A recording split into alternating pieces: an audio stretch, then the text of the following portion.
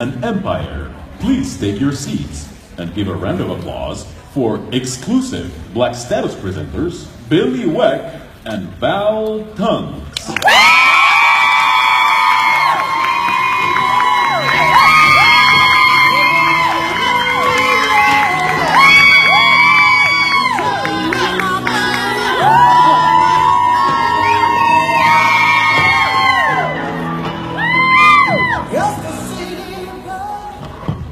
Welcome, guys. We're so happy to see you today. I am Val Tunks. And I am Billie Welch. All right, who is so excited after this morning and this afternoon? It was crazy, right? Who already picked up their kudos? So excited. All right, well, we don't have a lot of time, so I want to jump right into this. So, we're going to talk about coaching. And I know that this is a big topic for all of us. So I want you guys to raise your hand if you ever feel like you don't know how to coach your team. Does anyone ever feel lost? Yeah. Do you ever feel completely unconfident with your own coaching abilities? So do you ever get frustrated with the response from your team with your coaching? Right? Okay. Do you ever feel like you're just repeating yourself over and over again? Yeah. So, guys, look around. You are not alone. These are really common frustrations that we have when it comes to coaching. So, just shout out at once. I'm not going to do individual, but what's the hardest thing? What's your biggest struggle, or what frustrates you most about coaching? Just shout it out. Engagement. Interaction, action, getting people to do for themselves what you encourage them to do. Absolutely. So what if we told you today, there's a reason we're coaching here, that we could give you some playbook items to walk away with that you could start implementing today, even while you're sitting in here, to help you coach and lead your teams better. With that, awesome. All right, so that's what we're going to do. So listen, this might surprise you. But step one in coaching is coaching yourself. Coaching yourself, okay? It all starts with you. You are the first person that you need to coach. So your success starts with you. You are the only person whose actions you can control. So we start with you. And you know, you think about it when you fly on an airplane. What do they tell you to do if you lose oxygen? Who do you put the mask on first? Yourself. Yourself. So you put your mask on yourself, then you can help other people, you can help them breathe. So once you've got yourself under control, you can help your team get their oxygen, okay? So when it comes down to it, and all the classes we've been going to, the things that we need to do to succeed are actually kind of simple. It's not easy and it's a lot of work, but it's kind of simple. And it's our stuff, it's all the stuff that goes on here that gets in the way and holds us back. So the first step to this is awareness. You've got to be aware of what your buttons are, what holds you back, what causes your struggles. And there's something called, oops, I've been skipping my slides here. Sorry, guys. All right. So there's something called being consciously competent. And this is the, there's a spectrum here. And you start at one end and you want to end at the other, and there's steps along the way. And you need to figure out where you are in this spectrum. And once you know where you are, when you're coaching your team, then you can identify where they are so that you can help them as well. So as we're going through these, think about where you are. So you start off as unconsciously incompetent. And when we say incompetent in this sense, don't take offense to it. It just means you don't know. It's a level of skill. It's a level of awareness. So when you're unconsciously incompetent, this is, you don't know what you don't know. It's kind of, you think of like a kindergartner starting school. They go to school, they just don't know what they don't know. They don't know that they lack skills. They don't know that they lack knowledge. So you kind of start there. And a good portion of your team is likely to start off here. And they may stay there for a while. Then you have unconsciously competent. And those are those who just succeed because it's a natural fit. They just kind of have a natural talent, and they start and they take off and they run, but they may not be aware at this point that there's other skills that they need to have, okay? So you have those runners who just start and take off, and there's just a natural propensity, but there's more that they need to know that comes later. And then there's consciously incompetent. And those are those who are aware that they're lacking skill. Those are the people who feel stuck. And this is the stage that you want to get yourself out of as quickly as possible, and you want to get your team out of as quickly as possible. Because this is when people are most likely to quit. Because you realize, I don't know what I'm doing. I have no idea what's going on. Like, what do I do next? So I'm going to share a little story. I was in this phase when I was orange. And I'm going to say, in quotes, that I was stuck at orange for a long time. And I kind of started out, I did really well. I took off, I flew, I was successful, and suddenly I hit a point where I was like, I don't know what I'm doing. I don't know what I'm supposed to do next. I don't know how to work with my team. I'm lost, I'm stuck. So here I was at orange status. I was a professional life coach as my day job, and I felt like I didn't have the skills I needed to coach my team. But what I realized at this point was that I was coaching, but I wasn't teaching because I didn't have the skills to teach. And there's a big distinction here. Coaching is not teaching. They are two different things. And you do need to do both, but they're different. And it's really important. Billie will get into that a little bit more. But I did training, I dug in, I tried to figure out what it was I needed to know. My upline was like, you need a team page. I didn't have a team page yet at this point. And I didn't want one. I resisted getting a team page. Because I was like, I don't know. I don't know what to do. I don't know what I'm supposed to be telling them. You know, I'm having one-on-one calls and whatnot. And I felt stuck. And this was a signal to me that I needed to gain more skills and that my roots needed to strengthen. And the more skills I gained, the more I learned in this phase, the more I was able to help myself and in turn help my team grow. So the thing with feeling stuck, raise your hand if you feel stuck. Okay, so it just means that your roots need a little bit more nourishment. They need a little bit more grounding to get really strong and tight underneath you so that when you are getting those other skills, when you're ready to shoot up and be that big tree, you're ready. So don't look at stuck so much as a negative, as long as you're aware that that's the phase you're in and you're going after the things you need to grow. So once I did that, I skipped purple and went straight to black because I got those skills. So how do you become consciously competent, right? You need to know a little bit about how your brain works. And this is where kind of our stuff comes in. Your mind makes things up, okay? And it fills in the gaps based on what you tell it. So in all reality, what you think is truly what you get. So what you're thinking is what comes to be. And I'm sure you've heard this over and over the past couple of days. So once you make a decision, your brain thinks it's true. So if you're telling yourself you're not good at something, your brain believes it. If you tell yourself something you're good at it, your brain believes it. So as you're changing and as you're growing, your brain interprets all change as fear. But what do we say all the time? All good things come out of what? Going outside your comfort zone, right? So you have to go outside of your comfort zone to grow, but that's like danger, danger in your head, okay? So our reactions to things, and this is really important for you to figure out where you're at with this, okay? It's fight, flight, or freeze. And if you're in the fight phase, you might be attacking and blaming for lack of success or lack of reaching your goals. So blame might be, my sponsor doesn't help, or something's on back order and that's why I'm not being successful. Something where you're kind of taking it off yourself and putting it on someone else. If your response is flight, you avoid things or you do self-sabotage. This one's mine. And once I became aware of it, it got really clear. Because my form of self-sabotage is procrastination. Anyone else procrastinate? Oh yeah. I wait until the last possible second to get something done. And then I either succeed, if I'm lucky, or I fail. And it really comes down to it being my fault. But I'm now aware of it. Or you freeze. You're stuck. You do nothing. You don't move forward, okay? So take a second and think about yourself. A lot of you said procrastination, and that would be flight. But which one resonates most with you? Which one do you feel like is kind of your common response to fear, to change, to resistance? You don't have to say it now, but think about it, because it's really important. Because here's the thing, and this is really kind of strong, that these will repeat themselves forever, until you become aware of it. Okay, so once you become aware of it, I'm going to give you some tools to help you overcome it.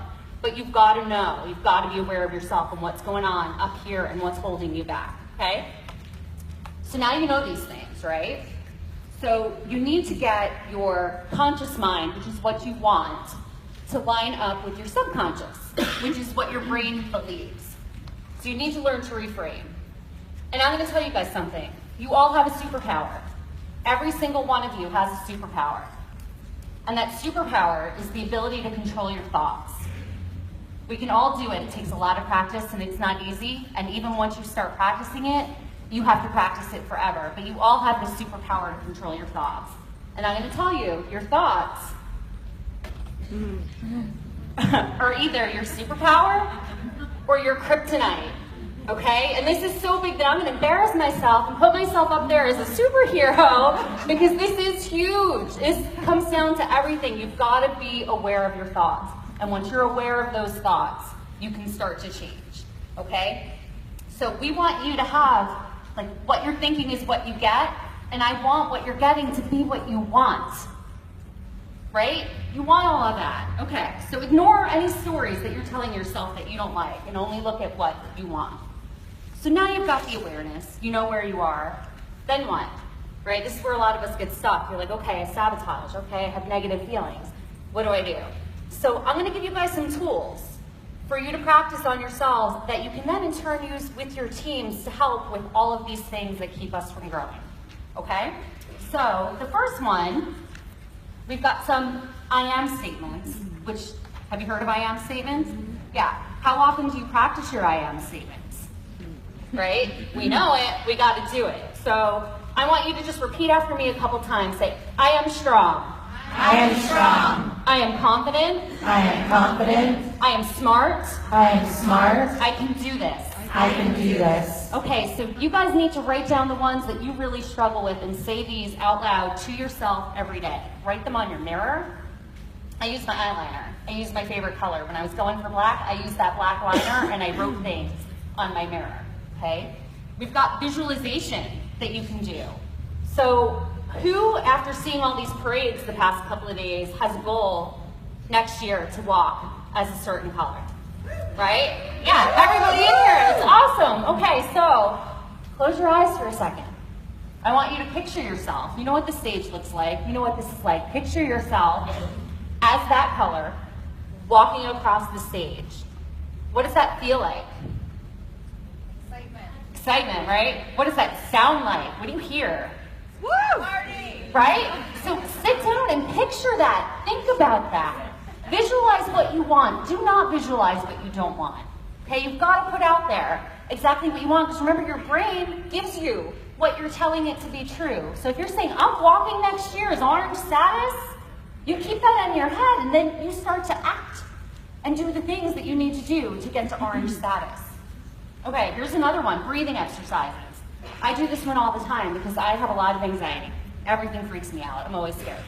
So do this one with me too. We'll do this for a couple seconds, okay? We're going to breathe in for 3 seconds, hold for 4 seconds, and breathe out for 3, okay? So let's all just take a deep breath on the count of 3. Hold for 4. And release for 3 more.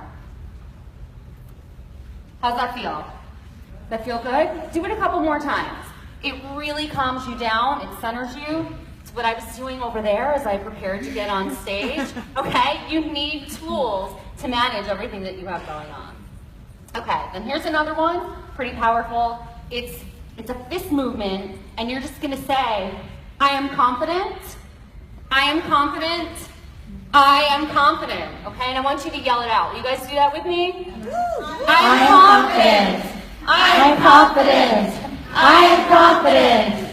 Do you feel stronger? Does that feel okay? So you feel like you can really do what you want. All right, I have one more tool for you guys that you can use.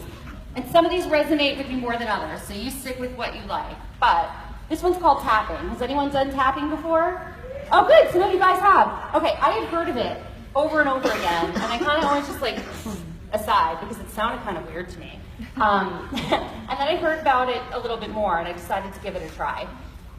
So this is something, and you don't have to do the full circuit, You can just stick with one, but I'll show you how it goes, and then we'll try it out a little bit. But you basically take 2 or 3 fingers and you tap, and it's similar to acupuncture, except that it doesn't use needles, doesn't hurt you. You can't do it wrong. I like that. You can't make a mistake. And it still stimulates those energy points, and it helps with motivation, it helps with performance anxiety, it helps with sadness, depression, fear, low self-esteem. Does it sound like things we all want to work on, right? So you tap at your top of your brow, side of your eye, under your eye, below your nose and above your lip, under your lip, on your chin. You go to your collarbone. I always forget this one, I don't know why. Under your arm, like where your bra strap is for the ladies. And then your top of your head. You can either just go up and down or go like all around, because there's a lot of energy points on the top of your head. So basically what you do, and I'm just going to run through this really quick, is you start with a rating. You sit down and you think with yourself. Here, this has the points on it. Okay. You think maybe you're starting with anxiety or frustration. You scale it on a scale of 1 to 10. How frustrated are you? How anxious are you? Think about that. So that number, we'll just say it's a 9. Okay? So you're going to be basically getting that score, and it's not scientific, it's totally subjective here. But when you're done, you're going to rescore to see if it helped. So you start when you're tapping with a karate chop, and you're basically just trying to like lock this in. So the phrase is, even though then whatever your issue is, I still love and appreciate myself. So even though I am so frustrated I haven't promoted, I still love and accept myself. And you do that 3 times to really lock it in so that it's like sitting with you. So then after that, you state the feeling, and you're tapping and you're declaring. Now this goes against what I just said about only saying good things, but you have to do it for the purpose of tapping. So you can say, I'm so frustrated, I can't stand being stuck, why am I not growing in my business? Why are things not happening for me? And you do a whole sequence of that with all of the things that I don't want you to say to yourself, but it's okay in this exercise. And then the next round is you go from where you are to where you want to be. So you do the same tapping thing. I'm only going to do a couple here, but I've seen it happen for others. So it can happen for me. If I keep working hard, I'll get what I want. And then the final round, you're declaring it to be. Like everything that you want is what you're tapping on. So I love money and money loves me. I sponsor easily and attract the best team members. I attract money with ease. I promote easily. I promote quickly. I feel prepared for success. I feel worthy of success. I'm a strong leader. And you would do that 3 times, tapping 10 to 15 times in each spot, and then you'd rescale. You'd say, okay, now where am I on a scale of 1 to 10? And hopefully you're satisfied with your answer. If you're not, you can do that 2 or 3 more times. You can do it throughout the day as much as you want. When I'm out in public or on an airplane, when I'm panicked, because I'll tell you every unique trip I go on, I practically run out of the terminal because I'm so scared to get on the airplane. So here's me, I go up and I'm like, nope, not getting on that plane, and I walk away. And I'm constantly reframing my thoughts and telling myself positive things and saying, no, you can do this. You want what's on the other side of that plane more than the fear. But what I do, so I'm not like, woo, all over the airport, I tap and I just sit there like this. People do things like that, and I'm like, you are safe, you are secure, you can do this, you deserve this. And I do that. No one knows what you're doing. You mumble it under your breath, and it's completely easy, and you can do it anywhere. So awareness is really the first piece of coaching. Starting with yourself is the first piece of coaching, and having tools to help yourself get out of your own way is another tool for coaching. But Billie is going to take us into coaching others once you've got yourself under control. Awesome. How awesome is she? Amazing. Awesome. Thank you, Val. There's so many things that I can't wait to take away from that and start using myself. But we are going to shift gears a little bit now. So I could not agree more that you have to start with you. You guys have probably heard that 5,000 times a week, you know, from your uplines, your leaders. It's so, so true. So to shift gears a little bit, I want you guys to think about this. What are some things that we do then when we're coaching others? We do things like give information, give tips and advice, maybe fix problems, keep your team on track, keep them motivated, right? Lots of head nods. No, you guys, wrong.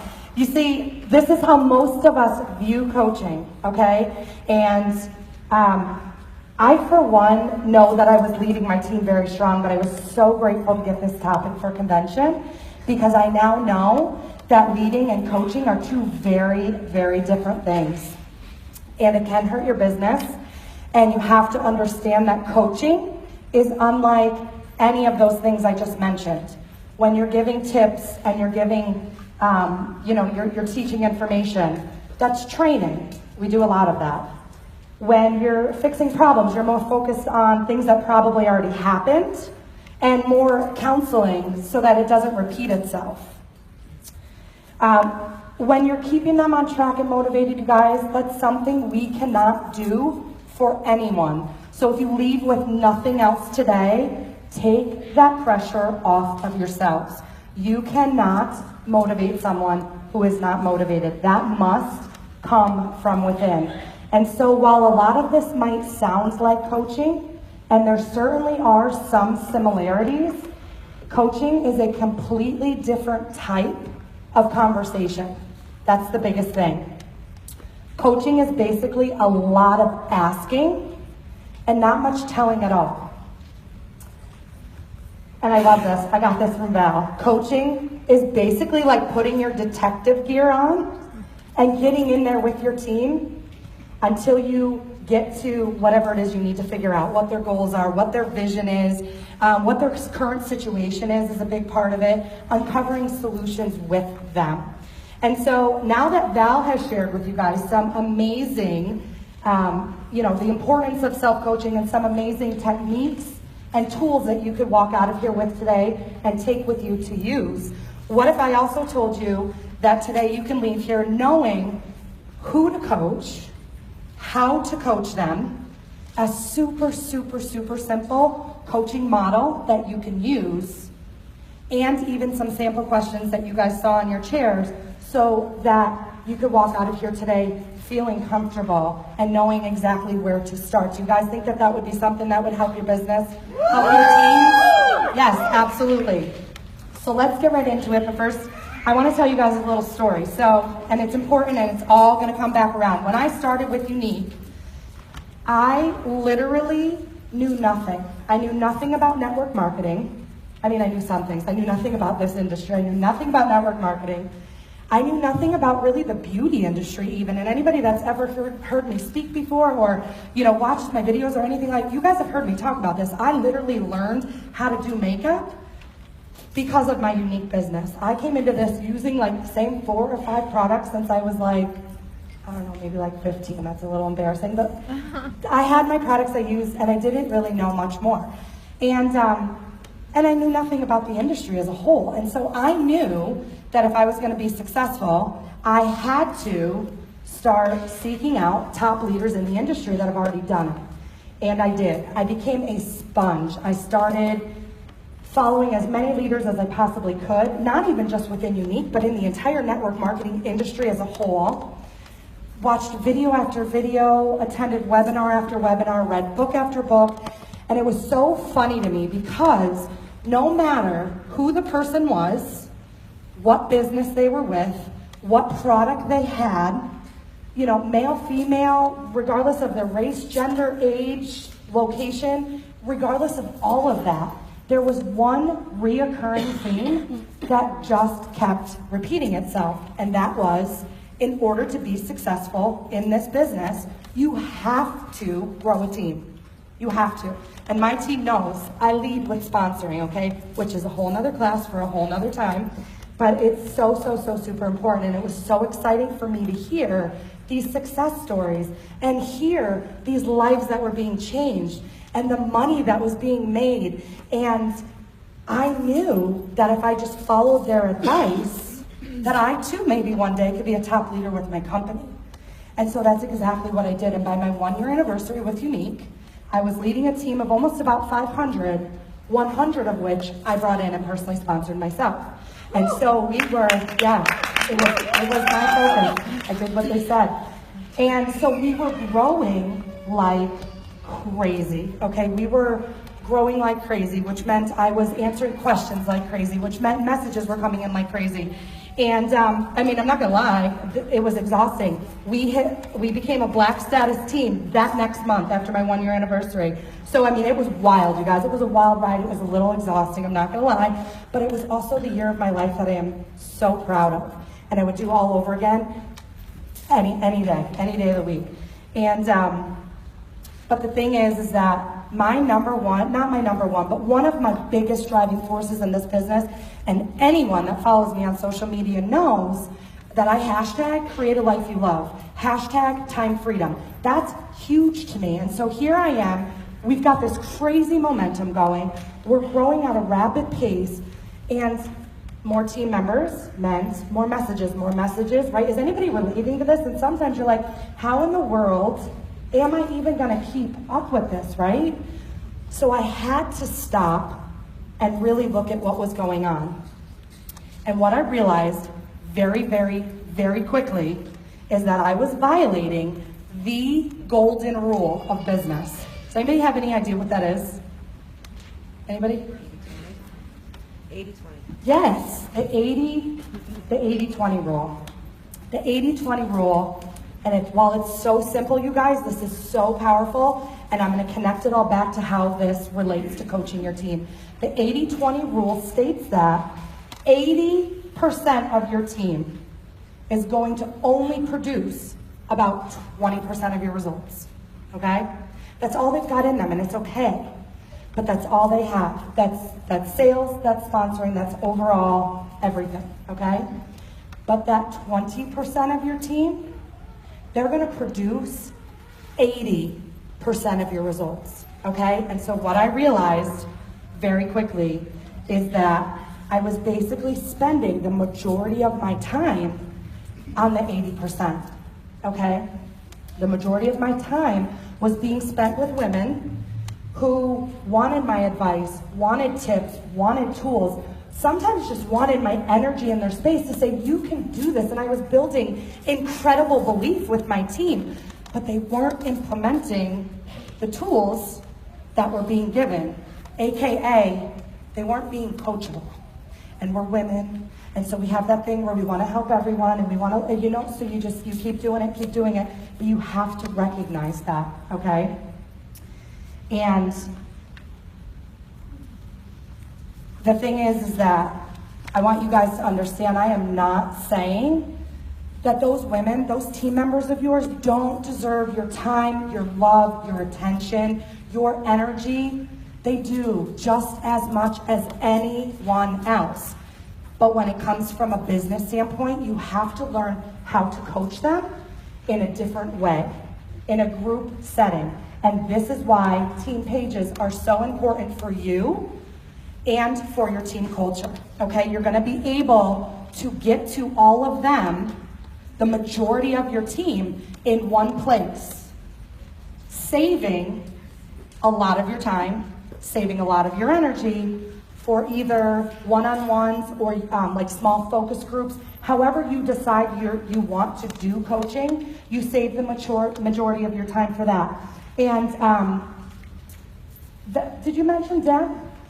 Completely. Okay, so Deb Erickson is somebody who Val, myself, and all the other speakers here at convention had an opportunity to go out to corporate headquarters and spend some time with in preparation for convention.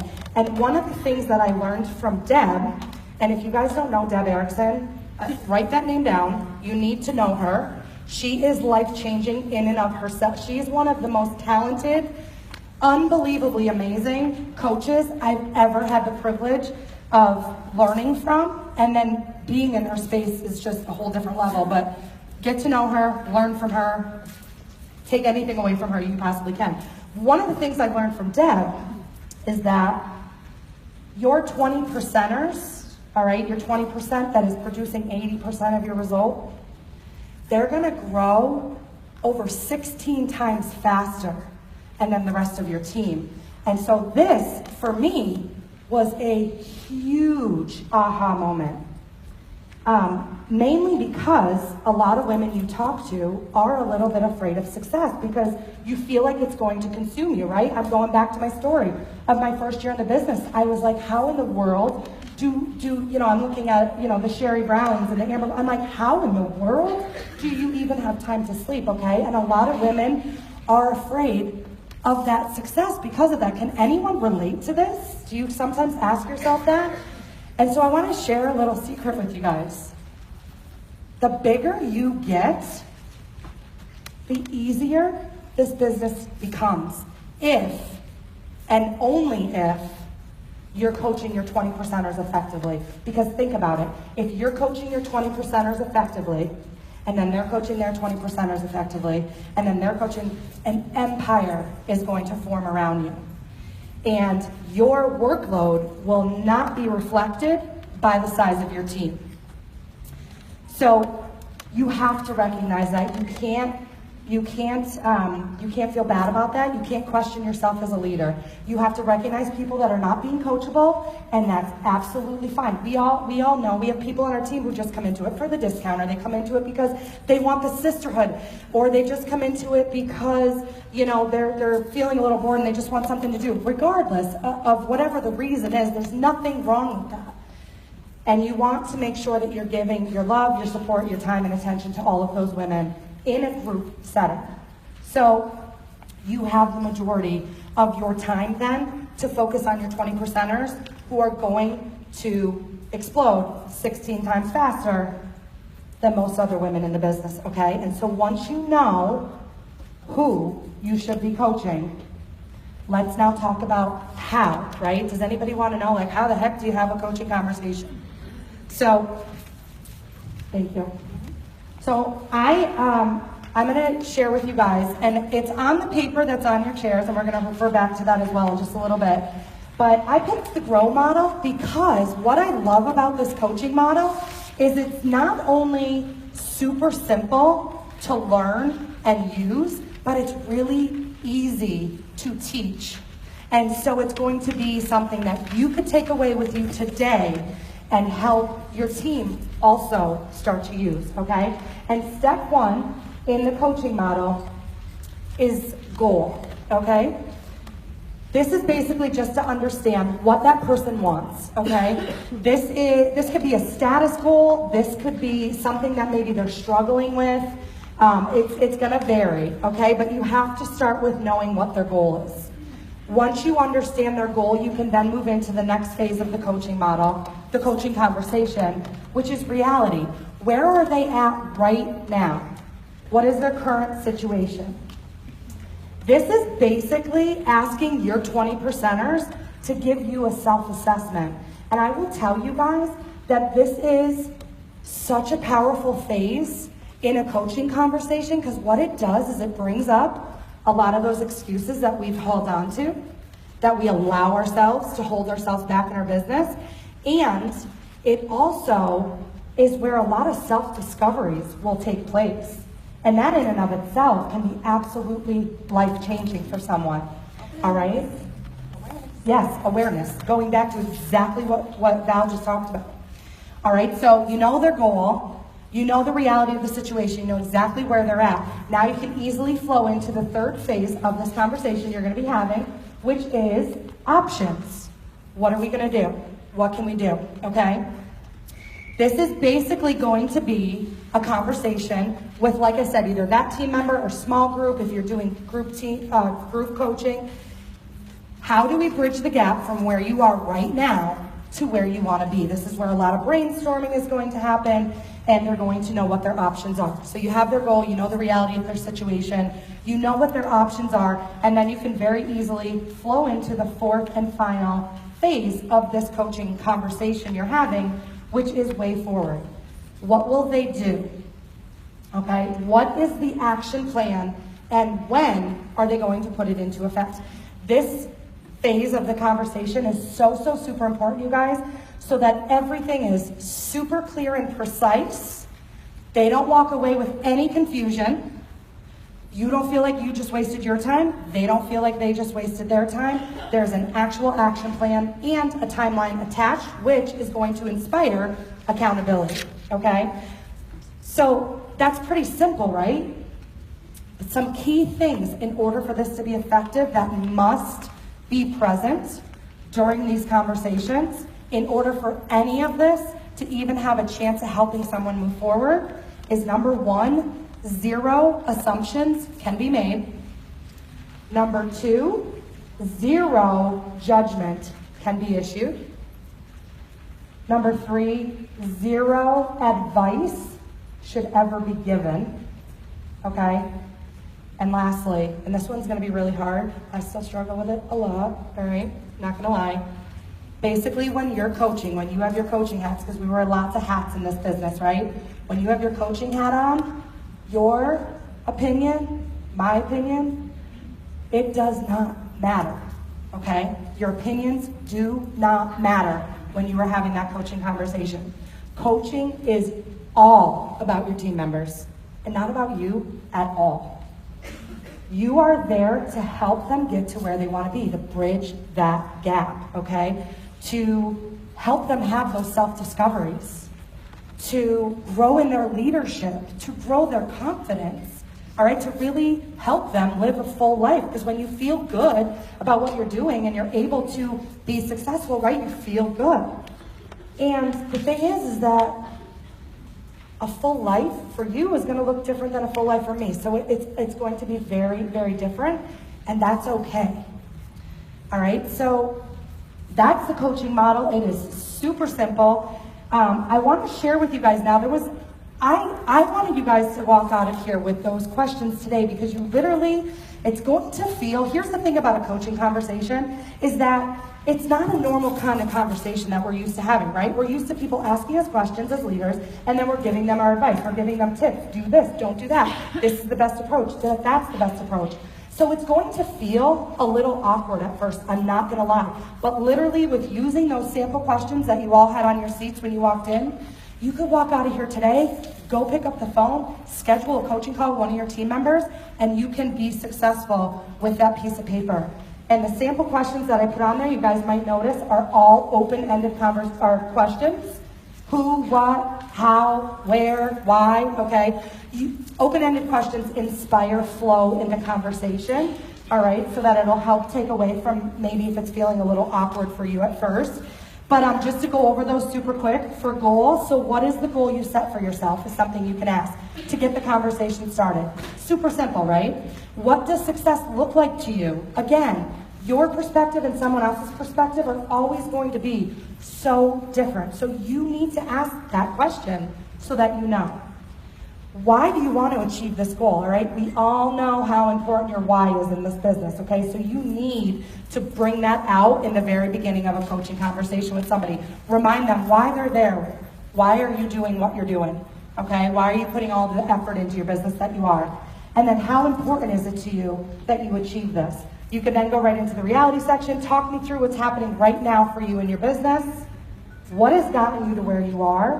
What barriers or obstacles have you faced or are you facing? And how has this situation affected your business? And then for options, so what do you think your options are? What's the best or worst thing about that option? What options are you most excited about to bring you success? I love these last two. Like love, love, love, love, love. If you didn't have any limitations, what would you do? How huge is that, right? Literally, if you had no limitations, what would you do? Guys, what that's going to do for your team member that you're talking to or your group of team members that you're talking to, it's going to inspire really big thinking, really big vision. If you could take fear away, you could take time restraints away, you could take it all away, you have zero limitations, what would you do? All right, it's really going to get them thinking.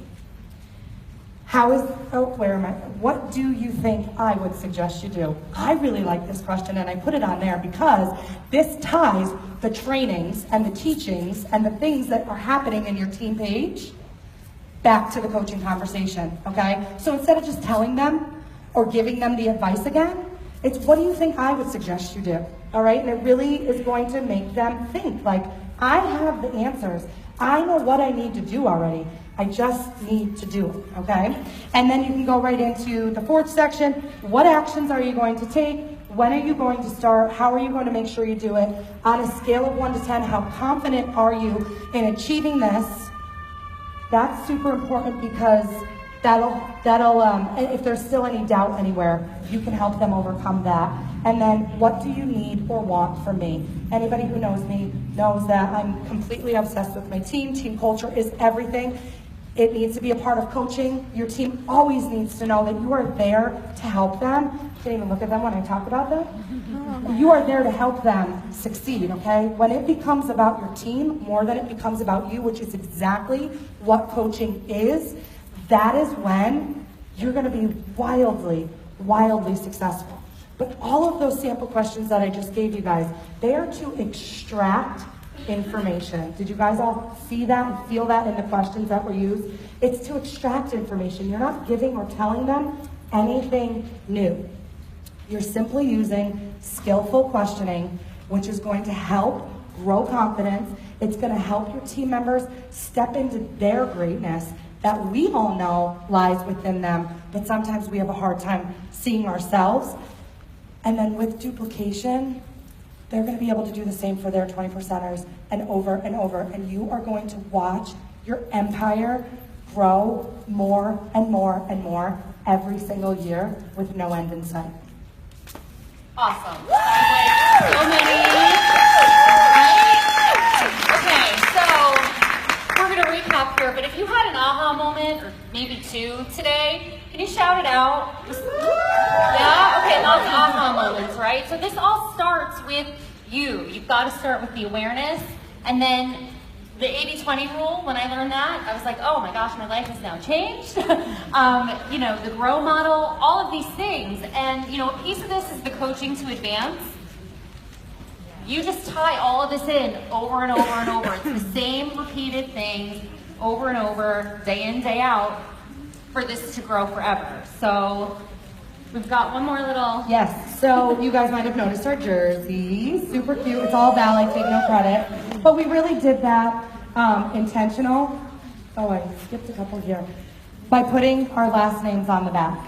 Because don't hustle in this business for your first name. Do it for your last. Build that legacy. Okay? Build that legacy. It's not what you leave for people, it's what you leave in people that is going to give you and your entire team limitless opportunity and success in this business. Thank you guys.